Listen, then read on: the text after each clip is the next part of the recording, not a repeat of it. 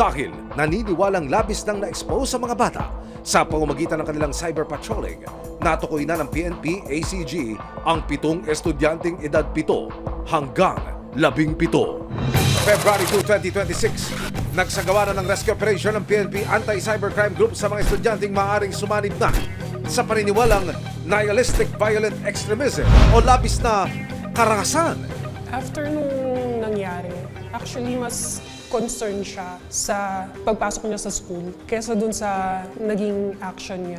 Nung sinabi sa kanya na mag-homeschool muna siya, dun siya umiyak. Siyempre, natakot ako para sa future ng anak. Hindi ko alam, meron na ba siyang record? Hindi ko alam kung anong mangyayari sa kanya. Sabi ng PNP, hindi nila alam kung nasan tong mga taong to.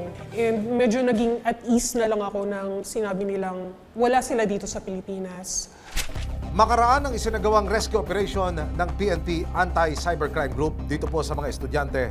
Na-recover din nila ang bawat cellphone ng mga mag-aaral.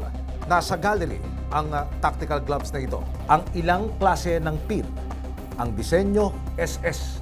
Ito ho ang dreaded hit squad nung panahon ng Nazi ruler na si Hitler. Larawan din ng isang helmet ang nakita ko sa cellphone ng isa sa mga bata. Pati na ho yung isang larawan ng M16A1 automatic rifle. Ang guantes na ito na color brown at sa ilalim, isang tactical vest. Sa investigasyon po ng PNP ACG, yung mga kagamitang ito na ginagamit po sa combat ay sinasabing pinabibili sa mga estudyante at kanilang gagamitin sa oras na ilunsad na yung pag-atake.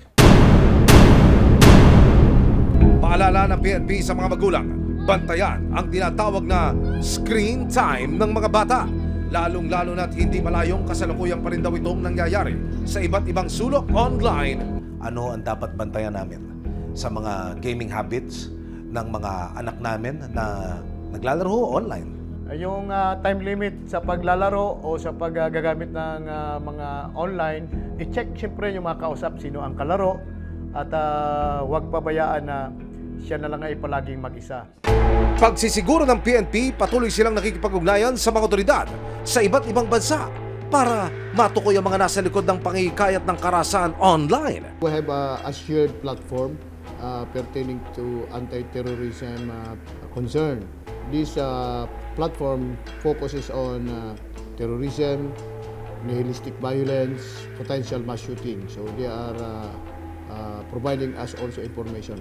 Shared reports indicating that those kids are linked with a certain platform. Nakausap ng Resibo ang developer na nasa likod ng Roblox. Ayon sa kanila, hindi pa sila makakapagbigay ng opisyal na pahayag sa ngayon. Pero siniguro nila na iimbestigahan nila ang kasong ito at makikipag-ugnayan sa mga otoridad para sa karagdagang informasyon. Ayon naman sa kanilang website, kabilang ang karahasan sa listahan nila ng Restricted Content Policy. Dagdag pa nila sa kanilang content moderation policies. Mayroon daw silang pinagkakatiwalaang flagger program na siyang nagbabantay sa anumang usapin o kilos na kaugnay ng karahasan. Ayon sa isang child psychiatrist, mahalagang maagapan agad ang ganitong panganib online, lalong-lalo na't may tuturing pa rin daw na formative years ng bata, ang edad na 12 hanggang 17 taong gulang. Ang mga bata, madali silang maengganyo, madali silang mahikayat kasi yung brain nila para pa siyang sponge. So mapo-form siya kung paano siya pino-form, no? Mabubuo yung sa isipan nila.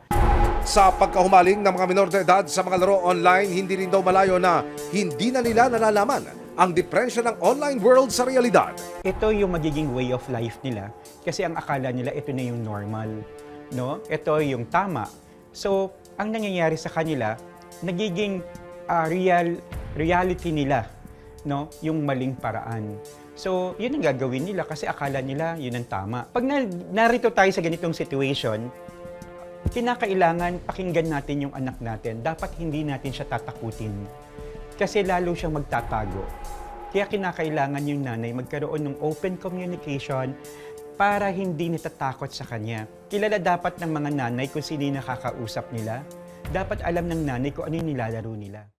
Maraming salamat sa panonood, mga kapuso. Para masundan ang mga reklamong nasolusyonan ng Resibo, mag-subscribe lamang sa GMA Public Affairs YouTube channel